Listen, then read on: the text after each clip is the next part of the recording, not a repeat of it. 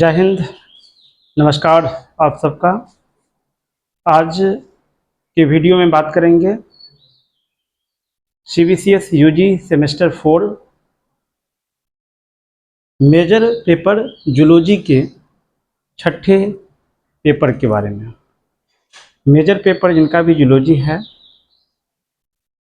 उनके छठे पेपर के बारे में, और MGC 5 पर पहले ही वीडियो मैं बना चुका हूं, जो आप देख सकते हैं। यदि नहीं देखे हैं तो आप 5वें पेपर का आप सिलेबस देख लीजिएगा। आज बात करेंगे हम लोग जिनका भी मेजर पेपर जूलॉजी है और वह चौथे सेमेस्टर में हैं, तो उनका जो छठा पेपर का जो सिलेबस है उनमें कौन से टॉपिकों को पढ़ना होगा, टॉपिक टू बी कवर्ड, तो वह इस प्रकार से है। सबसे पहले आपको पढ़ना होगा इंट्रोडक्शन टू इंडोक्राइनोलॉजी। इंडोक्राइनोलॉजी कहने का मतलब हमारे अंदर में जो आंतरिक ग्रंथियाँ वगैरह होती है उनका क्या फंक्शन है, उनका क्या रोल है हमारे जीवन में और हमारे बॉडी में, उनके बारे में स्टडी करेंगे। उनमें आपको 2 बिंदुओं को पढ़ना होगा। जो मुख्य चैप्टर का नाम है इंट्रोडक्शन टू इंडोक्राइनोलॉजी, उसमें आपको पढ़ना होगा overview of the endocrine system. Endocrine system का पूरा स्वरूप का अध्ययन करेंगे, पूरी तरह से जानेंगे वह क्या है और किस प्रकार से काम करता है। फिर पढ़ेंगे उनका दूसरे में आप पढ़िएगा classification of hormones and their synthesis. उसके अंदर जो हार्मोन हैं उनका वर्गीकरण पढ़ेंगे, किस प्रकार से उनका संश्लेषण होता है उनके बारे में जानेंगे। तो आप ये 2 चीज़ों को चैप्टर को कवर करेंगे। फिर दूसरे चैप्टर में आप पढ़ेंगे MGC 6 पेपर में हाइपोथैलेमो और हाइपोफिजियल सिस्टम। हाइपोथैलेमो कहने का मतलब हम लोग जो ताप नियंत्रण वगैरह होता है या हाइपोफिजिकल भौतिक स्वरूप जो है, उसमें हम लोग चैप्टर में पढ़ेंगे structure of hypothalamus and its role in neuro endocrine regulation. अब जानते हैं कि हाइपोथैलेमस जो मस्तिष्क में पाया जाता है वह हमारा ताप का नियंत्रण करता है। वो इंडोक्राइन ग्लैंड ऐसा है, उनके स्ट्रक्चर को पढ़ेंगे और उनका क्या रोल है न्यूरो इंडोक्राइन रेगुलेशन में। हम लोग के नर्वस सिस्टम, हम लोग का ब्रेन जो वर्क करता है हमारी बॉडी को रेगुलेट करता है, टेम्परेचर वगैरह को, तो उसमें क्या उसका महत्व है। फिर दूसरे चैप्टर में पढ़ेंगे structure of pituitary gland, it's hormones and function.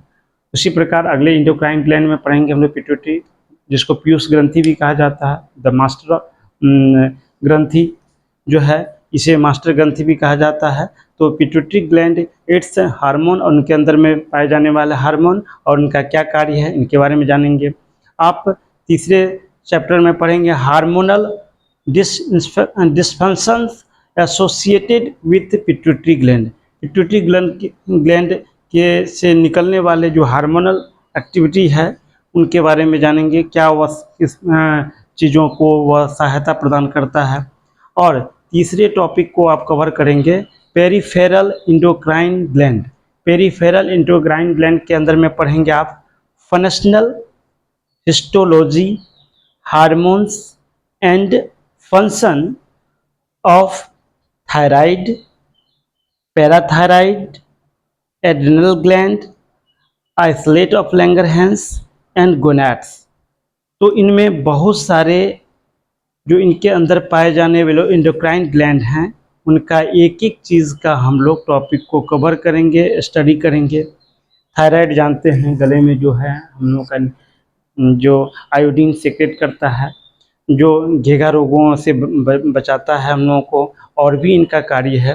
Parathyroid जो कैल्शियम को रेगुलेट करता है। एड्रिनल ग्लैंड है, इसे एड्रेनलिन हार्मोन निकलता है जिसको लरो और उरो हार्मोन कहते हैं। फ्लाइट एंड फाइट जो हमारी इमोशंस वगैरह से जुड़ा हुआ है। Adrenal gland isolates of Langerhans, जहाँ पर जो दीपिकाएँ होती है हम लोग इंसुलिन सेक्रेट वगैरह होता है जो बीटा सेल से। उसके बाद गोनैड्स पढ़ेंगे। डिसऑर्डर्स दूसरे चैप्टर में पढ़ेंगे disorders related to hyper secretion and hypo secretion of hormones. Hormone के अधिक स्ट्रॉ से सेक्रेशन से क्या हम लोगों को डिफेक्टिव आता है, क्या डिसऑर्डर्स आता है, और हार्मोन कम सेक्रेशन से, कम स्ट्रॉ से क्या डिसऑर्डर्स आता है उसमें जानेंगे। बहुत अधिक हार्मोन भी स्रावित नहीं होना चाहिए, बहुत कम भी हार्मोन स्रावित नहीं होना चाहिए। देखते हैं कि कब जो STH होता है, जो हम लोगों का जो वृद्धि हार्मोन है, कभी कभी वो बहुत अधिक सेक्रेशन होता है, बहुत अधिक निकलने लगता है, तो काफ़ी लोग लंबा हो जाता है, भीमकाय बॉडी हो जाती है। यदि कभी कभी जो हार्मोन कम निकलते हैं वृद्धि हार्मोन, तो बौना हो जाता है, ड्वार्फ होता है। तो ऐसे बहुत सारे डिसऑर्डर्स हैं जो अधिक hyper secretion and hypo secretion, अधिक और कम से क्या क्या प्रॉब्लम होती है। अब चौथे टॉपिक को कवर करेंगे, मोलेकुलर इंडोक्राइनोलॉजी। मोलेकुलर इंडोक्राइनोलॉजी के अंदर में पढ़ेंगे हम लोग हार्मोन रिसेप्टर्स। जो रिसेप्टर्स कहने का मतलब हो गया जो प्राप्त करता है, कौन कौन से हार्मोन रिसेप्टर्स को पढ़ेंगे। Mechanism of hormone action, mechanism of hormone action, किस प्रकार से हार्मोन की जो क्रियाएं होती है उनके मैकेनिज्म को पढ़ेंगे, जिसमें हमें स्टेरॉइड्स एंड नॉन स्टेरॉइड्स को जानेंगे। इसका आप चर्चा कोरोना काल में पढ़े होंगे, steroid and non steroid. Steroids जो मेडिसिन दी जाती थी, जिसका जो अत्यधिक मतलब जो है उन लोगों का जो ये आपको इम्यूनिटी सिस्टम है जिसका काम नहीं करता था, तो अधिकतर देखते थे जो डायबिटीज़ के रोगी थे उनको दिया जाता था, और वो अधिक मतलब जो है वो एक्टिव हो जाता था उन लोगों का जो इम्यून सिस्टम। तो स्टेरॉइड और नॉन स्टेरॉइड के बारे में पढ़ेंगे। दूसरा जो चैप्टर हम लोग तीसरा चैप्टर जो क्लियर करेंगे, रेगुलेशन ऑफ हार्मोन एक्शन, किस प्रकार से नियमन होता है, किस प्रकार से नियंत्रण होता है हार्मोन क्रियाओं का, उसका हम लोग अध्ययन करेंगे। तो पाँचवें MJC पाँचवें पेपर का मैंने पहले वीडियो बना चुका हूँ, आप उसमें वहाँ का सिलेबस देख सकते हैं।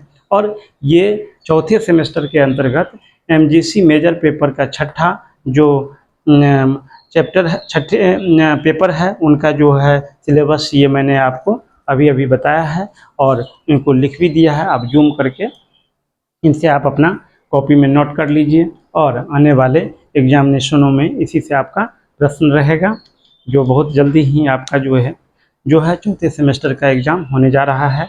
इससे पहले आपका CI एग्ज़ाम अपने अपने महाविद्यालयों में होगी, उसके बाद आप लोग टर्म एंड एग्जामिनेशन की ओर जाएंगे। तो इन सारे टॉपिकों को आप कवर कर लीजिए, और फिर मैं बहुत जल्द ही आपको 7वें पेपर MJC का वीडियो लेके आऊँगा, और उनमें किन टॉपिकों को आपको पढ़नी होगी ये उसमें बताएंगे। ये मैं बता दूं कि ये MJC 6 जो है ये 5 क्रेडिट की होगी। 5 क्रेडिट में आपका 3 क्रेडिट जो होगी थ्योरी। मैं पहले अभी तक आपको प्रैक्टिकल का कोई भी सिलेबस नहीं बताया हूँ, कोशिश करूँगा, समय नहीं रहता है, कोशिश करूँगा कि प्रैक्टिकल का भी सिलेबस मैं आपको बताऊँ। तो और 2 क्रेडिट इसमें प्रैक्टिकल होगी, तो कुल आपका ये जो है MJC 5 क्रेडिट की होगी मेजर पेपर, और जिसमें 3 थ्योरी का क्रेडिट का हो, 3 क्रेडिट थ्योरी का होगा और 2 क्रेडिट आपका प्रैक्टिकल का होगा। तो आई होप आप अच्छे से समझ गए होंगे। मैं आगे के वीडियो में नेक्स्ट सिलेबस 7वें पेपर का लाऊंगा।